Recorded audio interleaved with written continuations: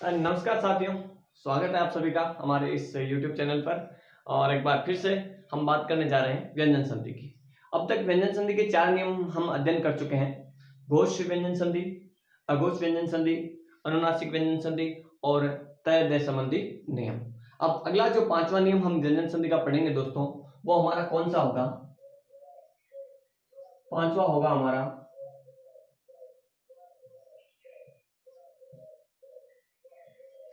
मूर्धन्य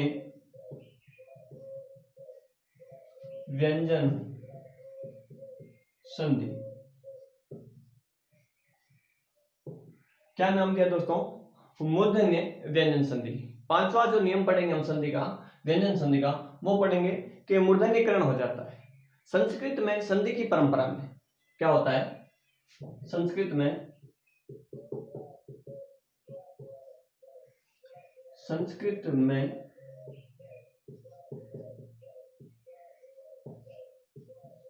संधि की प्रक्रिया में कुछ दंतीय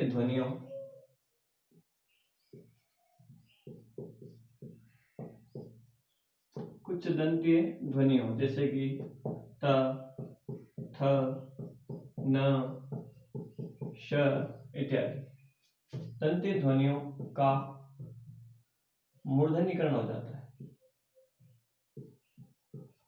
मूर्धन्यकरण हो जाता है। किसमें हो जाता है?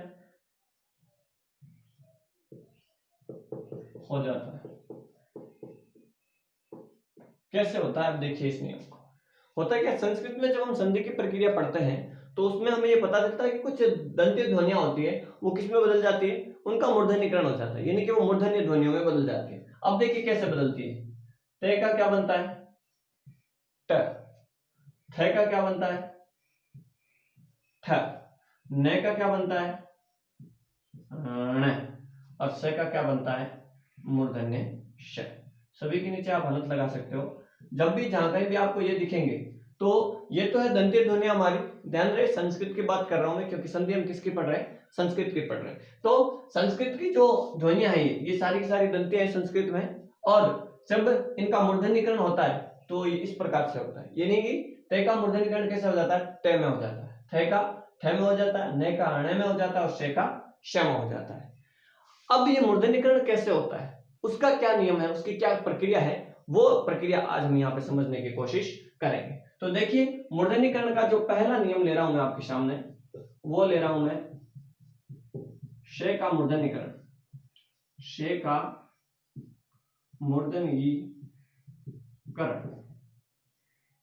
शे का मूर्धन्यकरण कैसे होता है वो देखना है। तो देखिए दोस्तों, होता क्या है, इस शे से पहले जब भी ई या उ आएगा और सामने क्या होगा? श होगा, तो इस से का परिवर्तन किस में हो जाएगा? ये से बन जाएगा से में। क्या हो जाएगा? जब भी ई या उ के साथ में, किसके साथ में? ई या उ के साथ में जब ये दंत्य से आता है तो इसका मूर्धन्य से बन जाता है। कैसे बनता है? इधर क्या होना चाहिए? ई या उ होना चाहिए। इस बात का हमें विशेष रूप से ध्यान रखना है। तो पहला जो नियम है हमारा वो क्या है कि ई और उ ये होना चाहिए। अब देखिए इसका कुछ उदाहरण लेते हैं हम। जैसे कि एक शब्द लिया मैंने, अभिप्लश शेख। क्या लिया दोस्तों? अभिप्लश शेख है क्या? शे का मूर्धन्यकरण नियम क्या है? अब क्या कहता है, कई लोग देखिए विद्वान इसमें मानते हैं कि स्वर प्लस शय करते हैं, लेकिन यहाँ पे मैंने स्वर नहीं लिया, मैंने सिर्फ दो ही लिए, ई और उ। ये ऐसा क्यों होता है? क्योंकि ये जो ध्वनियां हैं वो मूर्धन्य के काफी करीब है। मतलब जब इन ध्वनियों को इस शय के साथ में बोलते हैं तो ये मूर्धन्य ध्वनियों के काफी करीब चली जाती है, और इस कारण से ये शय भी क्या होता है? मूर्धन्य में बदल जाता है। ये प्रक्रिया है इसकी। अब देखिए ये रहा हमारा ई। ध्यान देना इस बात का, जब भी हम स्वर संधि पढ़े, जब भी हम व्यंजन संधि पढ़े, उसके साथ साथ में हम क्या पढ़ेंगे? भू, भरपूर, बहुत सारे उपसर्ग पढ़ेंगे। क्या पढ़ेंगे दोस्तों? भरपूर बहुत सारे उपसर्ग पढ़ेंगे। उपसर्गों का अध्ययन हमारे लिए बिल्कुल फ्री हो रहा है। पढ़ तो हम क्या रहे हैं? संधि पढ़ रहे हैं, संधि की प्रक्रिया पढ़ रहे हैं, लेकिन समझ में क्या आ रहा है? उपसर्ग आ रहा है। ये देखिए अभी हमारा उपसर्ग आ, तो इसमें से अभी उपसर्ग पूछे हमें तो भी हम बता सकते हैं। तो देखिए यहाँ पे क्या है दोस्तों? यहाँ पे है ई। अब ई के साथ में क्या मिल रहा है? श। ये रहा नियम। अब देखिए जब ई के साथ में श मिल रहा है तो इस श का क्या बन जाएगा? ये श बनेगा ना। तो हम क्या करेंगे? कुछ नहीं करना है, ये अभी और ये बन जाएगा शेख, अभिषेक। क्या हो जाएगा दोस्तों? ये था हमारा अभी और ये हो जाएगा शेख। अब देखिए अभिषेक शब्द हमारे बहुत बार प्रयोग में आता है, जैसे कि जलाभिषेक। अब शेख का मतलब होता है सींचना। क्या होता है? सींचना होता है शेख का मतलब। ठीक है, तो विशेष रूप से सींचने की जो प्रक्रिया होती है उसे कहते हैं अभिषेक। जैसे कि तिलक से अभिषेक करते हैं उसको भी अभिषेक कहते हैं हम। तो देखिए आगे, जैसे कि एक शब्द और लेता हूं मैं, ये तो था ई का उदाहरण। अब देखिए ऊ का उदाहरण रखता हूं आपके सामने, अनुपलश शंख। शंख का मतलब साथ है। ये देखिए अब यहाँ पे क्या पढ़ रहे हैं? अनु हमारा क्या है? उपसर्ग है दोस्तों। तो देखिए ये आ गया ऊ, ऊ के साथ में क्या जुड़ रहा है? स जुड़ रहा है। प्रक्रिया बन रही है संधि की, बिल्कुल बन रही है। तो इस शे का क्या बन जाएगा? इस शे का बनेगा मूर्धन्य। तो हम क्या कर देंगे? इसका अनुषंग। क्या कर देंगे? अनुषंग। बहुत आसान प्रक्रिया है, समझने में कोई भी परेशानी नहीं होनी चाहिए मेरे ख्याल से। सीधा सीधा नियम ध्यान में रखना है कि ई और ऊ के साथ में जब भी ये स मिलेगा तो ये स क्या होगा? ये स बन जाएगा मूर्धन्य। चलिए इसका स्क्रीनशॉट लीजिए, उसके बाद में कुछ और शब्दों के साथ जानकारी आगे बढ़ाते हैं।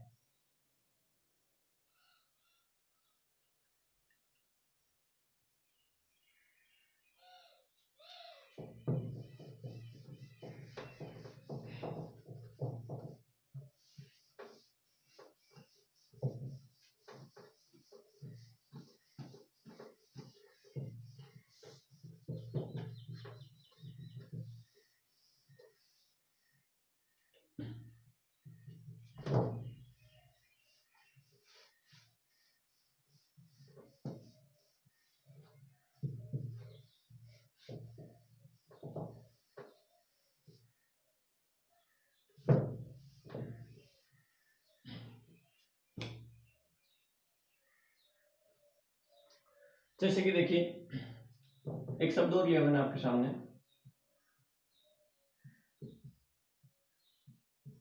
निपलश संघ।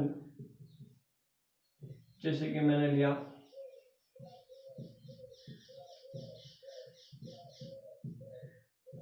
उपनिषद।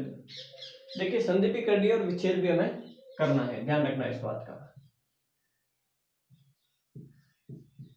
जैसे कि मैंने ले लिया विषाद, जैसे कि मैंने ले लिया निष्ठा, मैंने ले लिया प्रतिष्ठा, मैंने लिख लिया प्रतिष्ठान।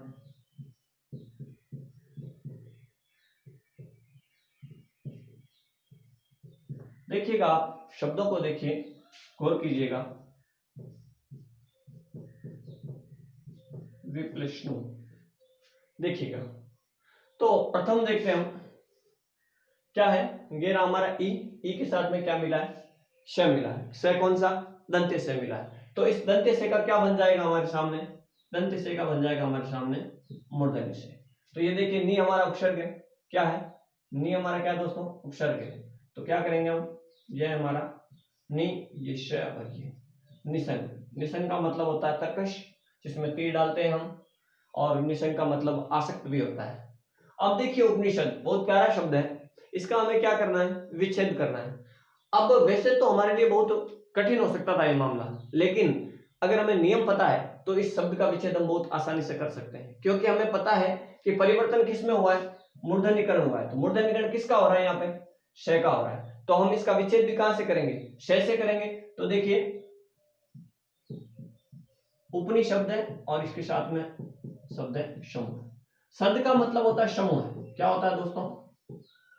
समूह या फिर पास में बैठना। तो देखिए उपनी में क्या है? इसमें देखिए दो उपसर्ग है आपके, उप और नी। क्या है दोस्तों? उप प्लस नी। उप यानी छोटा, नी यानी विशेष रूप से। तो देखिए उपनिषद का मतलब होता है विशेष रूप से पास में बैठना, विशेष रूप का एक समूह होता है, उसे कहते हैं उपनिषद। हालांकि हमारे पीछे जाते हैं जब आदिकाल में, उससे भी पहले तो उपनिषद नाम के ग्रंथ भी आते हैं, कहते हैं ये उपनिषद है हमारे। तो उपनिषद शब्द की प्रकृति यह है। मूल रूप से हमें क्या समझना है कि ये देखिए ये क्या रहा, नी, नी के साथ में क्या है, ई है, तो ई के साथ में क्या जुड़ा दोस्तों, ई के साथ में जुड़ा है श। तो जब भी इस ई के साथ में श जुड़ेगा तो ये श किस में बदल जाएगा, ये श इसमें बदल जाएगा। और ध्यान रखना शब्द शुद्धि में पूछा जाता है उपनिषद शब्द, द के नीचे हलंत आएगा उपनिषद में, ऐसा नहीं कि आप ऐसा लिख दो उपनिषद, ये हमारा गलत हो जाएगा। इसके साथ में क्या करना है, क्योंकि अंतिम जो शब्द है इसका वो क्या है, वो है शब्द, ध्यान रखना इस बात का। तो देखिए ई क्या बन जाता है, श बन जाता है, ठीक है। अगला देखिए शब्द विषाद, तो क्या करना है, शाद का मतलब दुख, तो देखिए ये वी, ये से क्या हो जाएगा, इस ई के कारण से ये से क्या बन जाएगा, ये बन जाएगा, ये लीजिए विषाद। अब देखिए निष्ठा, बड़ा प्यारा है। अब क्या करेंगे, पता तो है हमें कि मूर्धन्यकरण हो रहा है, तो जब मूर्धन्य संधि पढ़ रहे हैं तो क्या करेंगे हम ये कर सकते हैं कि ये तो हमने कर दिया नी अलग, अब ये रश है तो ये जोड़ दिया हमने श और ये कर देंगे उठा शठा, यही होना चाहिए। लेकिन यहाँ पे हमारा उत्तर गलत हो सकता है। क्यों गलत हो सकता है दोस्तों, क्योंकि यहाँ पे एक एक नहीं दो दो परिवर्तन हो रहे हैं, दो वर्णों में परिवर्तन हो रहा है। किस किस में हो रहा है, देखिए ये निष्ठा इधर लिख रहा हूं मैं, थोड़ा सा देखिएगा आप, इस निष्ठा को देखिए आप, ये रहा नी, नी में क्या है, ई है। अब इस ई के साथ में क्या जुड़ रहा है, ये स जुड़ रहा है, ये से क्या था, ये था। अब इस शे का परिवर्तन किस में हुआ है, इस से का वो मूर्धन्य, दंते से मूर्धन्य में बदल गया। इस से के कारण से ये ठे क्या होता है, ये ठे भी मूर्धन्य हो जाता है। तो आपको पता हो तो इस ठे का दंते क्या होता है, था, तो नी प्लस स्था होता है, क्या होता है, नी प्लस स्था। अब क्या होता है, इस नी के कारण से ये शे क्या करता है, ये शे बनता है ये, और इस से के कारण से ये थे भी क्या करता है, अपने मूर्धन्य में बदल जाता है। तो थे का मूर्धन्य क्या होता है, थे, और ये आपकी मात्रा बन क्या जाता है, निष्ठा। उसी प्रकार से देखिए प्रतिष्ठा है, तो मैंने लिखा यहाँ पे प्रति प्लस स्था, क्या लिखा, प्रति प्लस स्था। अब हमें बदलना किसको है, सबसे पहले तो इसको बदलिए, इसका मूर्धन्यकरण करेंगे तो क्या होगा, ये रहा प्रतिश, प्रतिश बनेगा। इस से के कारण से ये थे भी क्या करेगा दोस्तों, अपने मूर्धन्य में बदल जाएगा। तो इसका मूर्धन्यकरण होगा तो थे का क्या बनेगा, थे, अभी अभी हमने लिखा था कि क्या बनेगा, थे का क्या बनता है, थे का क्या बनता है, थे। तो ये थोड़ा सा हमें ध्यान रखना है। तो प्रतिष्ठा कैसे बना, प्रति प्लस स्था। अब देखिए हमारे सामने शब्द आ गया प्रतिष्ठान, और हमें पूछ लिया कि प्रतिष्ठान का विच्छेद कीजिए, तो कैसे करेंगे, देखिए ये रहा प्रतिष्ठान, कैसे करेंगे, ये ले लिया मैंने प्रति, प्रति हमारा क्या है, उपसर्ग है, और ये देखिए आगे जोड़ दें, क्या देंगे हम, ये तो शे होगा इसका, ठे का जब भी ठे दिखे इस शे के साथ में तो हमें क्या कर देना है, इसको बदल देना है ठे में। अब इसका एक नियम तरीके से लिख दूं, जैसे कि ये एक नियम नंबर 1 था, अब दूसरा और बना देता हूं मैं यहाँ पे, कि जब भी ई के साथ में क्या हो, ई के साथ में ये श और ये थ मिलेगा, क्या मिलेगा, ई के साथ में या ऊ के साथ में, ऐसे लिख लो, ई या ऊ के साथ में जब ये श थ मिलेगा तो इस श का तो बन जाएगा ये श, और थ का बन जाएगा ठ, तो ये बन जाएगा शठ, क्या बन जाएगा, शठ। तो प्रति प्लस स्थान बराबर प्रतिष्ठान। अब देखिए एक शब्द आया वी प्लस स्नो, क्या आया दोस्तों, वी प्लस स्नो, तो इस शे का तो क्या बन जाएगा, ये तो बन गया विश्व। अब विष्णु करेंगे, ऐसा शब्द तो हमने कभी पढ़ा ही नहीं, हमने क्या पढ़ा है, हमने तो पढ़ा विष्णु। तो ये कैसे हो गया, ये ऐसे हो गया कि इस शे का क्या हुआ है, ये मूर्धन्य। अब इस मूर्धन्य को देख करके ये ने भी क्या करता है, अपने मूर्धन्य में बदल जाता है। अब ने का मूर्धन्य क्या होता है, ये हमें पता है, ने का मूर्धन्य होता है आण, तो क्या हो जाएगा यहाँ पे वी प्लस नो विष्णु, क्या हो जाएगा दोस्तों, विष्णु। ध्यान क्या रखना है कि ई और ऊ के साथ में जब भी ये श मिलेगा तो ये श किस में बदल जाएगा, इस श में, और इस ई और ऊ के साथ में जब भी ये श और थ दोनों मिलेंगे तो इस श का तो बन जाएगा ये श, और थ का बन जाएगा ठ। तीसरा नियम क्या है हमारे साथ में, कि इस ई और ऊ के साथ में क्या मिलेगा, श और न मिलेगा, तो ये श तो बन जाएगा ये, और नय बन जाएगा अणय। ठीक है मित्रों, स्क्रीनशॉट इसका ले सकते हैं आप। कुछ शब्द और लेते हैं हम और इसकी बात करते हैं आगे।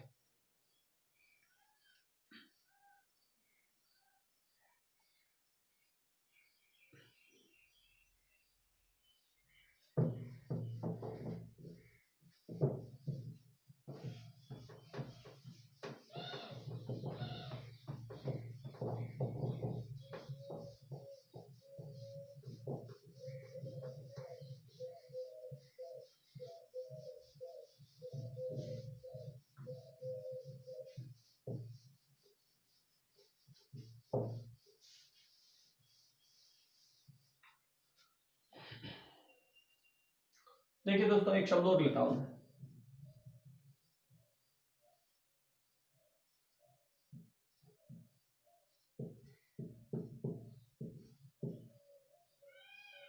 शब्द लिया युधिष्ठिर। वैसे तो इसका जब विच्छेद करते हैं हम तो हमें काफी सारी कठिनाइयां आती है, लेकिन मैं समझता हूं कि अब कोई कठिनाई हमारे सामने नहीं आनी चाहिए। एक और लेता हूं मैं।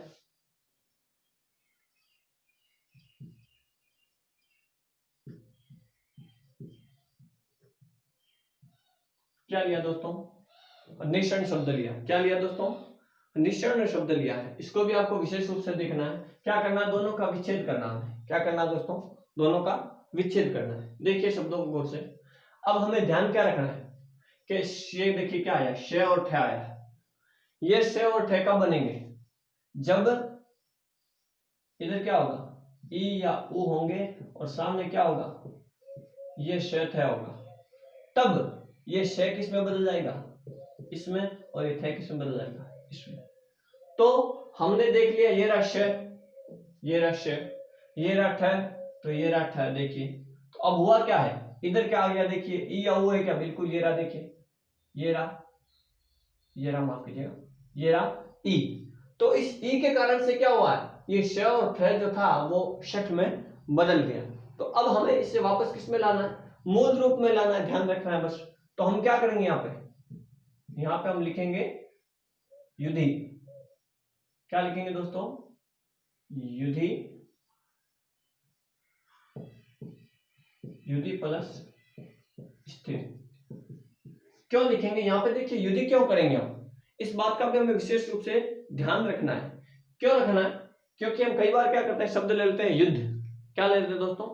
युद्ध। युद्ध प्लस स्थिर कर देते हैं और हम समझते हैं कि युधिष्ठिर बन जाएगा। शब्द युद्ध यहाँ पे नहीं होता है। युद्ध है शब्द सही है, लेकिन संस्कृत में ये शब्द है युधि। तो स्थिर का मतलब जो युद्ध में स्थिर रहता है उसे क्या कहते हैं? युधिष्ठिर।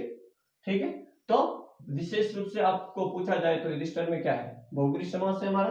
तो युधि प्लस स्थिर बनेगा। क्या बनेगा दोस्तों? युधि प्लस स्थिर। अब देखिए नियम समझ में आ गया होगा। ई था यहाँ पे, ई के साथ में श और थ मिला, तो ये क्या बनेगा? ई तो ई का ही रहेगा, लेकिन ये श इसमें और ये थ इसमें। ठीक बात है। आगे देखिए,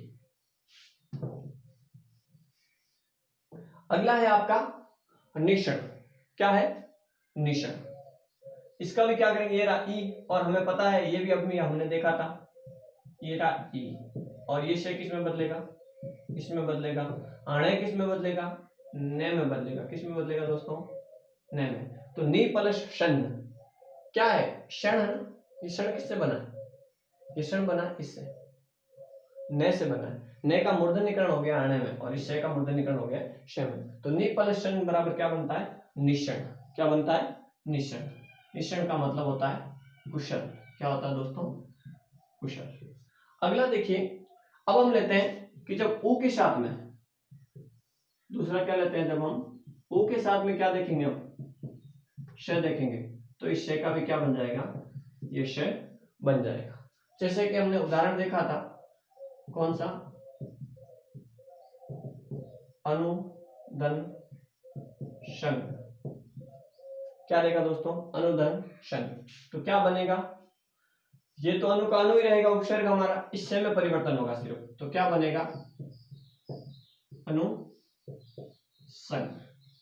जैसे कि एक शब्द लिया मैंने, अनुष्ठान।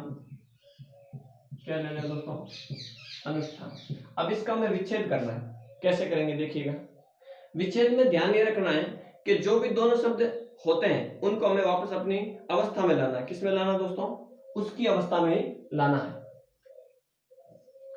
अनु तो अनु ही रहेगा, ये लीजिए अनु।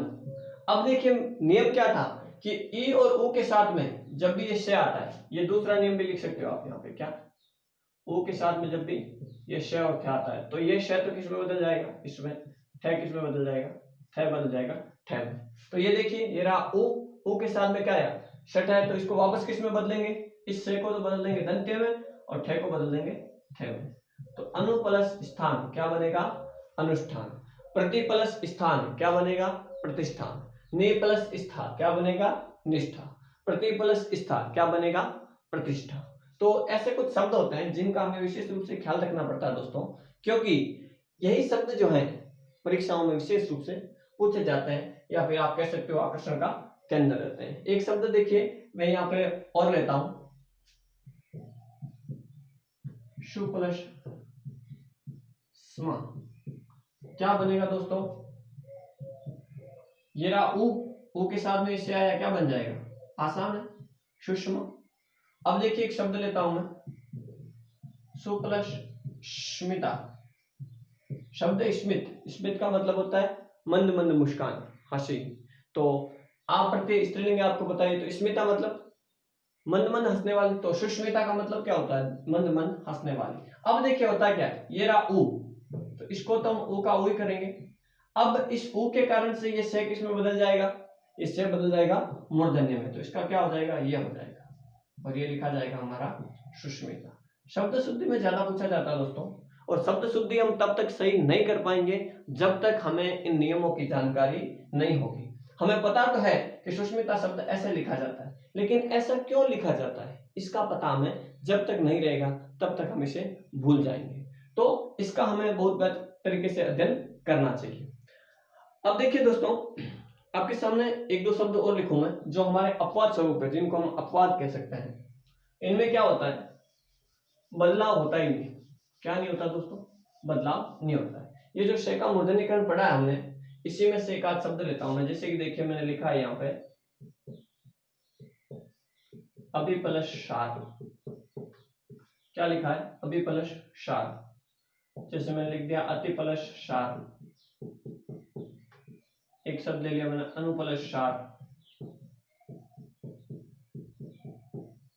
यहाँ पे देखिए दोस्तों कोई बदलाव नहीं होता है। ये शब्द अभिसारी होता है, ये अतिसारी होता है, ये अनुसारी होता है। ये सारे के सारे हमारे क्या हैं? आप कह सकते हो एक तरीके से अपवाद है। क्या है? अपवाद है। अब अपवाद क्यों है?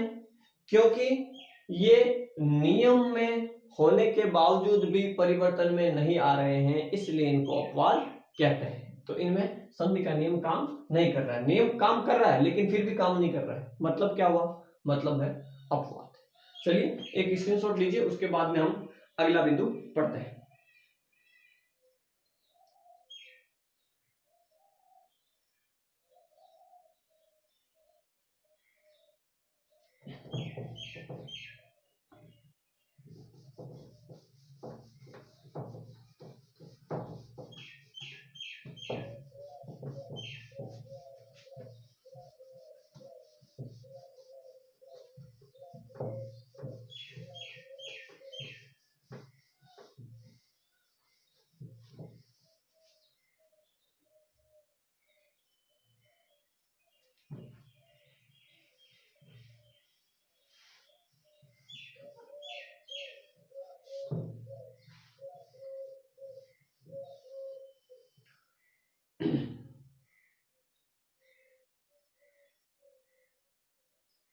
चलिए दोस्तों अगला जो हमारा नियम है, क्या जो हमने पढ़ा था वो क्या पढ़ा था? वो तो पढ़ा था हमने से का मूर्धन्यकरण। और अब खैर हम किसका पढ़ेंगे? हम पढ़ेंगे ने का मूर्धन्यकरण। मूर्धन्यकरण कैसे होगा? देखिए होता क्या है, कुछ ध्वनियां होती है मूर्धन्य ध्वनियां और कुछ होती है मूर्धन्य ध्वनियों के समीप रहने वाली ध्वनियां। सारी मूर्धन्य नहीं होती, कुछ होती है मूर्धन्य ध्वनियां और कुछ होती है उनके समीप रहने वाली ध्वनियां। तो देखिए जैसे कि मैं बात करूं ई, री, र और श, इनमें से देखिए क्या क्या है, री और श, ये तो आपकी क्या है, मूर्धन्य ध्वनियां है। क्या है दोस्तों, मूर्धन्य। लेकिन ई और र जो है वो मूर्धन्य के समीप रहने वाली ध्वनियां है, मूर्धन्य नहीं है, इस बात का ध्यान रखना। तो देखिए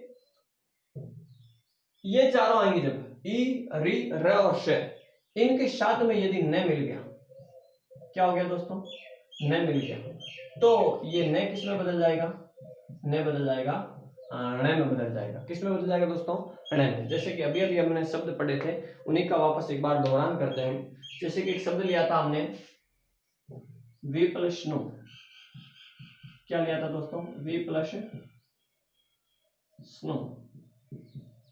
अब यहाँ पे देखिए दोनों ही नियम काम कर रहे हैं, से का भी मूर्धन्यकरण हो रहा है और ने का भी मूर्धन्यकरण हो रहा है। इस ई की वजह से क्या हो रहा है, ये वी तो वी रहेगा, ये शे किस में बदल जाएगा, मूर्धन्य में, और ने भी क्या होगा, ने अपने अणे में बदल जाएगा और बन जाएगा विष्णु।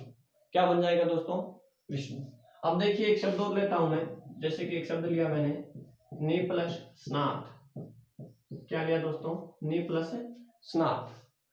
अब देखिए नी तो नहीं रहेगा, लेकिन इस नी में क्या है, देखिए गौर से देखिए क्या है, ई है।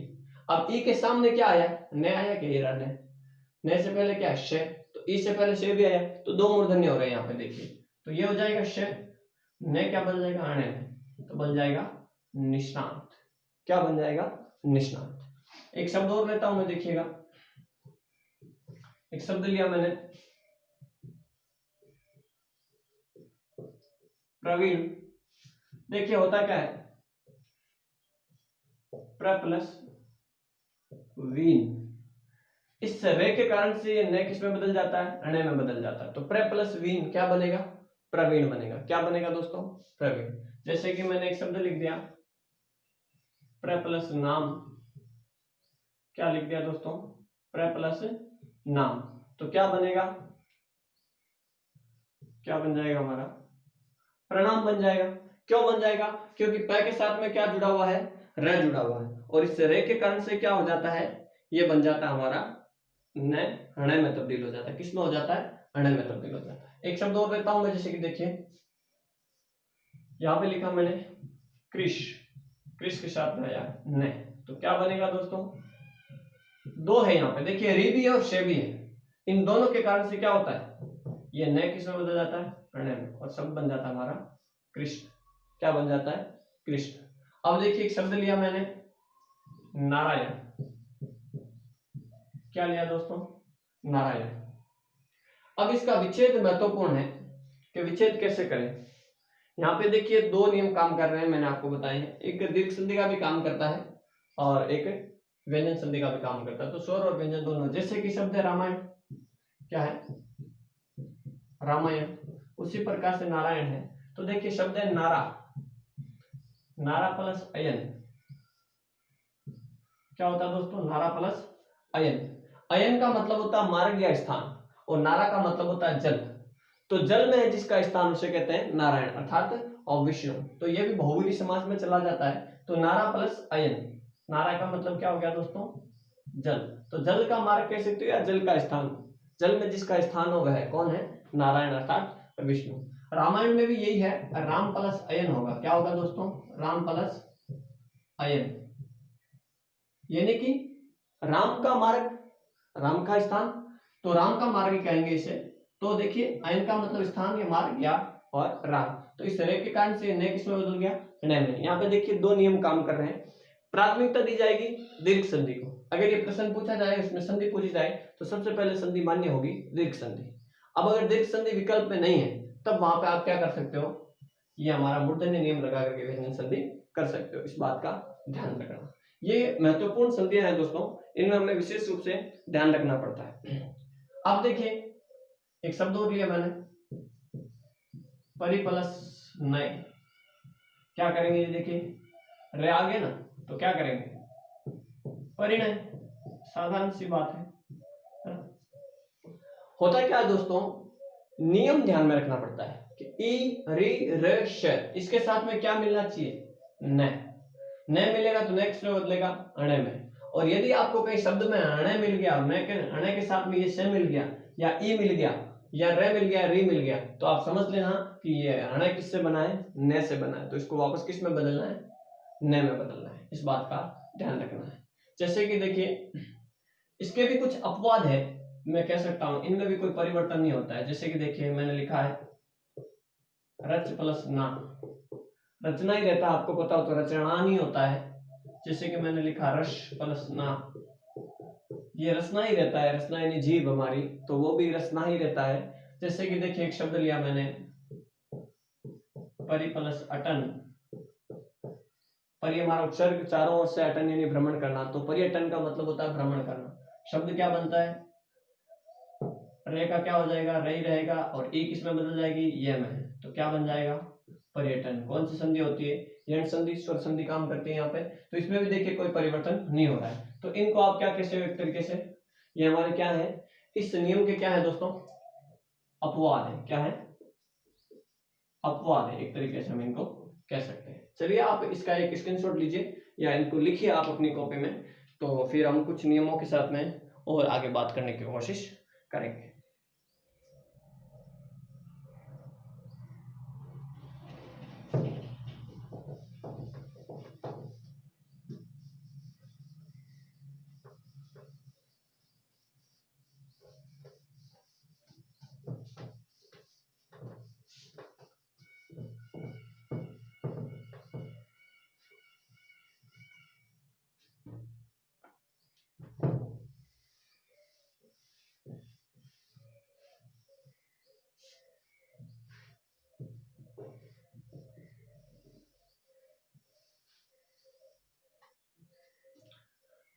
देखिए एक बहुत प्यारा शब्द है हमारे सामने,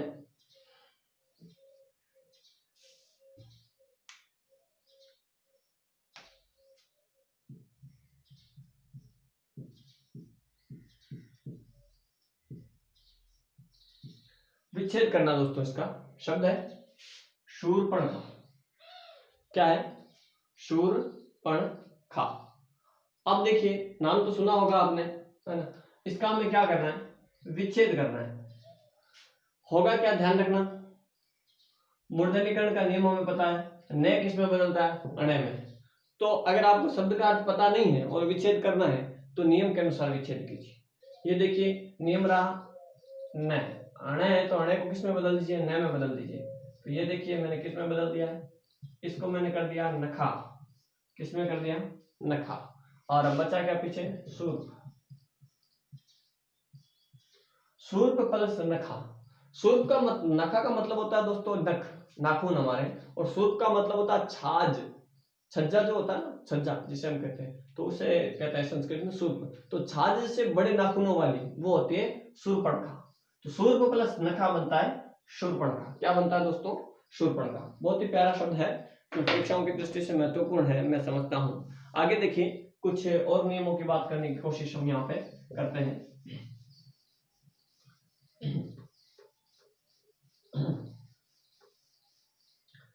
एक देखिए दोस्तों जो हमारे सामने नियम काम कर रहा है,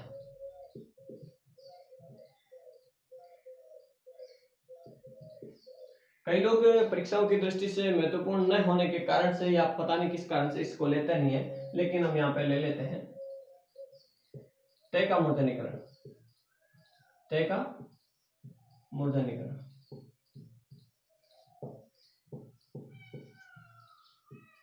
तय का मूर्धन्यकरण कब होगा, जब इधर क्या होगा, श होगा और श के सामने तय होगा। तो इस तय का क्या बन जाएगा दोस्तों, तय बन जाएगा। क्या बन जाएगा, ये नियम प्रक्रिया आपको पता होगी कि तय का क्या बनता है, तय बनता है। तो ये देखिए जैसे कि शब्द लिया मैंने श्रीश, यहाँ पे लिया ती, तो क्या हो जाएगा दोस्तों, ये रहा श, ये रहा री, दोनों नियम काम कर रहे हैं। तो इसकी वजह से क्या कर रहा है, ये तय किस में बदल जाएगा, तय में बदल जाएगा, और शब्द क्या बनेगा हमारा, सृष्टि। उसी प्रकार से एक ले लिया मैंने दृष्टि, क्या ले लिया, दृष्टि। तो क्या हो जाएगा, दृश्य, दृश्य, और इधर क्या करेंगे हम, टी, क्योंकि इस तय को वापस किस में बदलेंगे, तय में। तो इसको हमें ध्यान में रखना है थोड़ा सा, क्योंकि ये जो है ये हमारे लिए एक विशेष रूप से नियम है। कई बार हम ऐसा होता है कि छोटे से नियमों को नजरअंदाज कर देते हैं हम, और फिर हम इसको भूल जाते हैं और खामियाजा में इसका भुगतना पड़ता है। तो ये था दोस्तों हमारा मूर्धन्य व्यंजन संधि का नियम, जिसमें हमने विशेष रूप से किस किस की चर्चा की।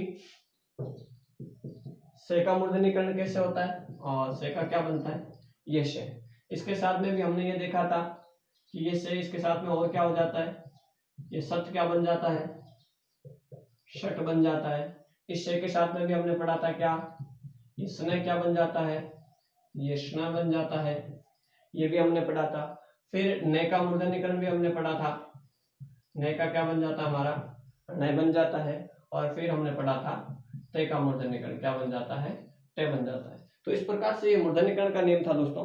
तो आगे हम अब बात करेंगे अगले नियम की।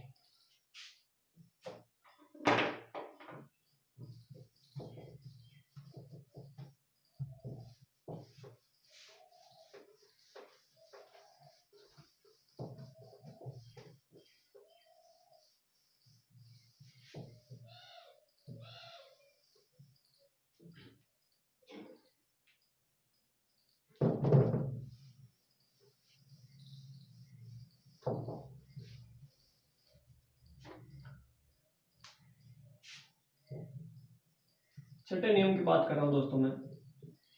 इसका नाम दिया हमारे विद्वानों ने आगम व्यंजन संधि।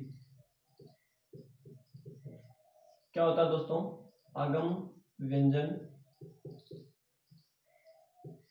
संधि।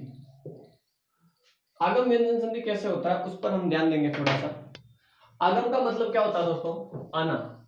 क्या होता है, आना। यानी कि दो शब्दों के बीच में एक वर्ण का आना या फिर दो वर्णों के बीच में एक वर्ण की उत्पत्ति, ऐसा हम कह सकते हैं।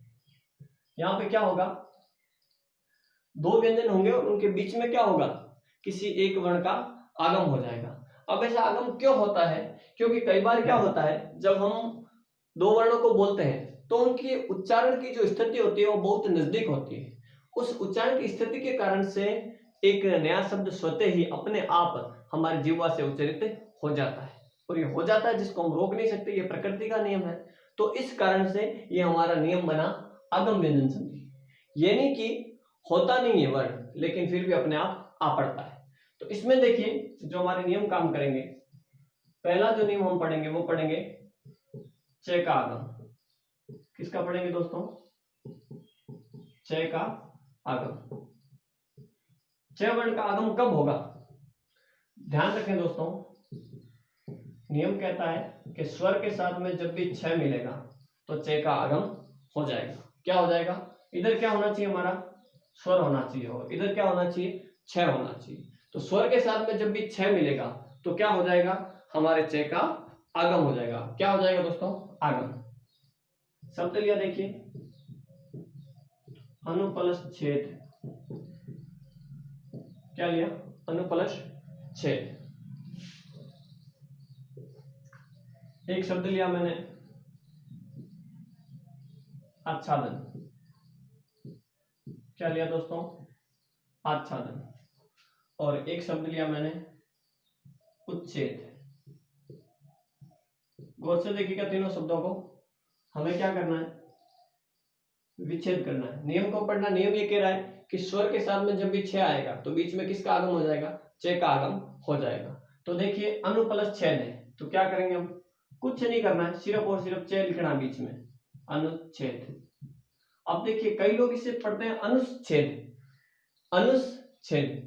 ये क्यों पढ़ते हैं, मेरी समझ से बाहर की बात है, क्योंकि यहाँ पे से का कोई लेना देना नहीं है और हम से का भी आगम कर रहे हैं, तो ये संधि भी एक नियम और बनाना पड़ेगा फिर तो। अब इसको क्या समझे, मैं इसको परिभाषित नहीं कर पाऊंगा, लेकिन मेरे ख्याल से ये होना चाहिए अनुच्छेद, अनुच्छेद, अनुच्छेद नहीं पढ़ना चाहिए हमेशा। देखिए आच्छादन, क्या करेंगे, आ प्लस छादन। छादन का मतलब होता है छाना, किसी चीज को छा देते हैं ना, उसे कहते हैं छादन। अब देखिए उच्छेद, नियम क्या कहता है, स्वर के साथ में छ आएगा, ये रहा देखिए स्वर उ, और क्या कर देंगे, छेद। अब देखिए उ क्या होता है, अनु हमारा क्या था, हमें पता था कि उपसर्ग है, आ क्या है हमारा उपसर्ग है, लेकिन ये उ क्या है, उ तो कुछ नहीं है, तो यहाँ पे ये नियम काम नहीं कर रहा दोस्तों, ध्यान रखना। इससे पहले हमने आपको पता हो तो तय या दय संबंधी नियम पढ़े थे। क्या पढ़ा था? तय या दय संबंधी नियम पढ़ा था। तो उसमें क्या था हमारा कि तय या दय के साथ में क्या मिलता है? चय या छय मिलता है। तो ये तय और दय किस में बदल जाते हैं? चय में बदल जाते हैं। किस में बदल जाते हैं दोस्तों? चय में बदल जाते हैं। तो यहाँ पे ये जो उच्छेद शब्द है इसको आपको देखना है, शब्दों की जो मूल प्रकृति है उसको समझना है। मूल शब्द क्या है उसको पहले समझना, उसके बाद में संधि करना है, वरना मामला गड़बड़ हो जाएगा।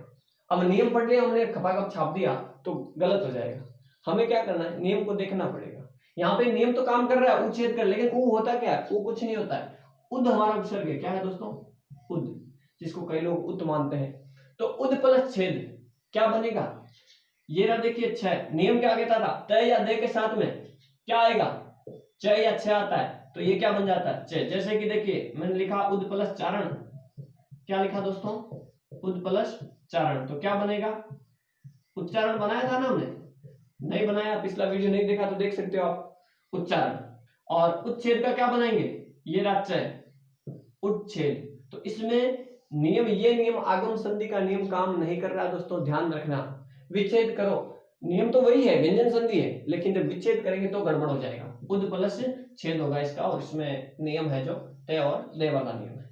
देखिए कुछ और शब्द लेने की कोशिश हम यहाँ पे करते हैं। जैसे कि मैंने लिया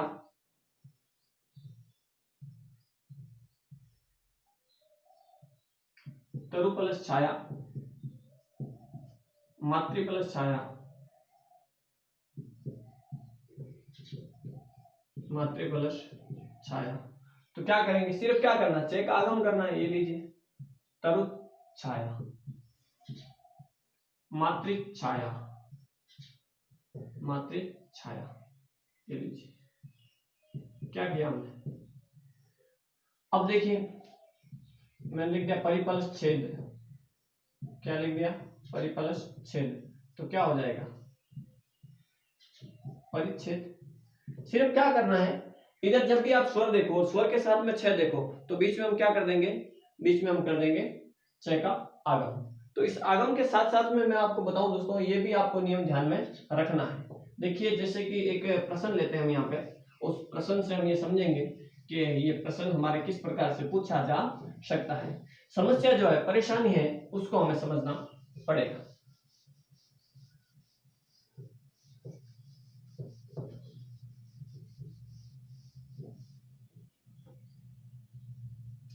देखिए एक लिखा मैंने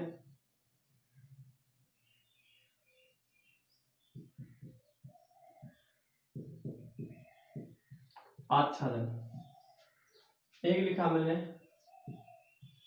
उच्छादन, और एक लिखा मैंने उच्छ्वास। क्या लिखा है? उच्छ्वास। अब देखिए यहां पे हमें क्या पूछा जाएगा? विच्छेद पूछा जाएगा। क्या पूछा जाएगा दोस्तों? विच्छेद। तो अब जिसको ये नियम पता है वो तो क्या करेगा? आ प्लस छादन, उ प्लस छादन और उ प्लस श्वास। लेकिन क्या ये सही है विच्छेद? वो कुछ होता है क्या? ऊ का कोई विशेष स्वतंत्र अर्थ नहीं होता दोस्तों। इसलिए हमें यहाँ पे क्या करना पड़ेगा? हमें यहाँ पे उपसर्ग निकालना पड़ेगा। उद प्लस क्या करना पड़ेगा? छादन। और इसका एक नियम अलग काम करता है दोस्तों। क्या करेगा? शब्द हमारा उद, और ये क्या है? शब्द है श्वास, श्वास नहीं है। क्या होता है ये भी हमने पढ़ा था कि तय या दय के साथ में जब भी तालव्य श आता है तो क्या बन जाता है? ये तो बनेगा च, और ये श किस में बदल जाएगा? छ में बदल जाएगा। ये भी नियम हमने पढ़ा था। तो इन नियमों को थोड़ा सा हमें जोड़ करके देखना है। संधि की प्रक्रिया हो चाहे समास की हो, किसी भी हो, व्याकरण जब हम पढ़ते हैं तो सारे नियमों को जोड़ करके हमें पढ़ना चाहिए। तो ये तो था च का आगम दोस्तों। अगला देखिए हम दूसरा और पढ़ते हैं।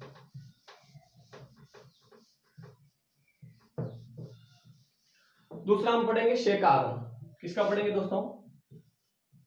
श का आगम।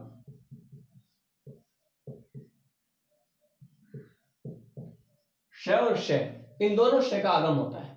कब होता है? देखिए एक हमारा उपसर्ग है शम। क्या दोस्तों? शम। और एक हमारा उपसर्ग है परि। क्या है दोस्तों, परी। इनके साथ में जब भी क्या जुड़ेगा, क्री धातु से बनने वाले शब्द, क्री धातु से बनने वाले शब्द, बनने वाले शब्द, क्री धातु से बनने वाले शब्द जब भी सम के साथ में जुड़ेंगे तो किसका आगम होगा, तो यहाँ पे श का आगम हो जाएगा। किसका हो जाएगा दोस्तों, श का आगम हो जाएगा।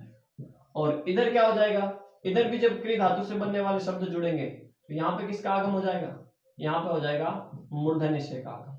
अब देखिए ऐसा क्यों होता है, यहाँ तो होता है, यहाँ पे पीछे क्या है, ए की ध्वनि आ रही है, उसके कारण से तो तालव्य श का आगम होगा।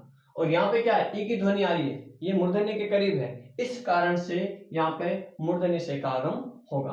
अब देखिए यहाँ पे कौन कौन से शब्द बनते हैं, यहाँ पे आप सम लिख सकते हो, सम प्लस कृत लिख दिया मैंने, जैसे मैंने लिख दिया सम प्लस कार, मैंने लिख दिया सम प्लस करण। तो क्या करेंगे दोस्तों, करना क्या है, इस से का आगम करना है। तो देखिए क्या करेंगे, ये स है। अब आपने देखा होगा, आपने जो तीसरा नियम पढ़ा था, हमारा दूसरा नियम कह सकते हो आप, अनुनासिक व्यंजन संधि, तो उसमें हमने पढ़ा था कि इस में के साथ में कोई भी पहला दूसरा तीसरा चौथा वर्ण आता है तो क्या होता है, ये मैं किस में बदल जाता है, अनुस्वार में बदल जाता है। तो ये बदल जाएगा अनुस्वार में, और से का कर दीजिए आगम, संस्कृत। क्या हो जाएगा, ध्यान से देखिएगा क्या हुआ है, ये था सम उपसर्ग, सम के साथ में क्या आया, क्या आया, तो इस क के कारण से ये मैं क्या हो गया, अनुस्वार में बदल गया। किस में बदल गया, अनुस्वार में। और इस सम के साथ में कृत धातु के शब्द आने, कृ धातु के शब्द आने की वजह से क्या हो गया, श का आगम हो गया। तो ये रहा सम और ये श का आगम, और ये रहा कृत, क्या बना, संस्कृत। संस्कार कैसे बनाएंगे, ये रहा श, मैं का क्या बना देंगे, अनुस्वार। अब क्या करेंगे, श का आगम और बनाएंगे संस्कार। और ये क्या करेंगे, संस्करण कैसे करेंगे दोस्तों, ये देखिए ये बिंदी और ये दीजिए कर, संस्करण। अब देखिए जैसे कि शब्द आ गया हमारे सामने संस्कृति, क्या आ गया दोस्तों, संस्कृति शब्द आ गया।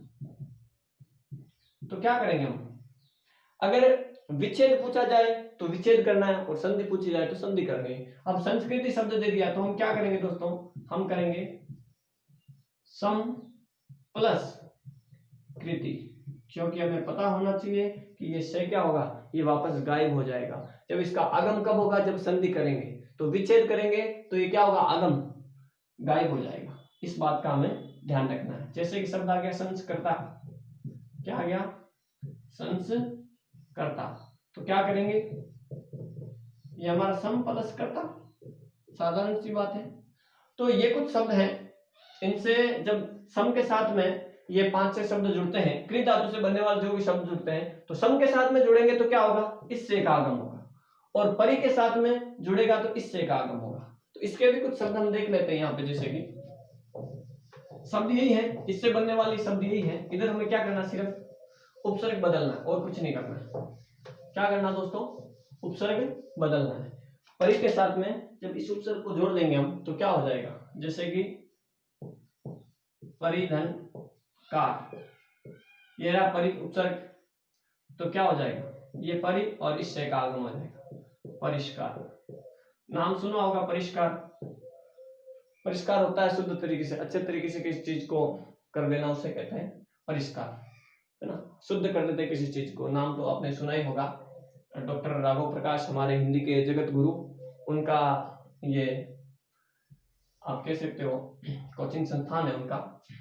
तो परिष्कार है, परि प्लस कृत है, तो क्या कर देंगे इसका, परिष्कृत। परि प्लस करण है तो क्या कर देंगे, परिष्करण। परिष प्लस कर्ता है, परि प्लस कर्ता, तो क्या कर देंगे, परिष्कर्ता। और जैसे कि आगे शब्द लिया मैंने परि प्लस कृति, क्या ले लिया दोस्तों, परि प्लस कृति, तो ये क्या हो जाएगा, परिष्कृति।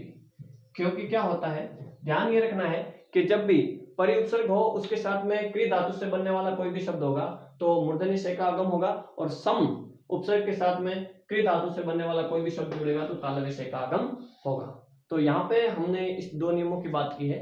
आगे हम और भी बात करेंगे। किसी भी प्रकार की कोई समस्या हो तो आप मुझे कमेंट बॉक्स में बता सकते हैं। तब तक के लिए धन्यवाद।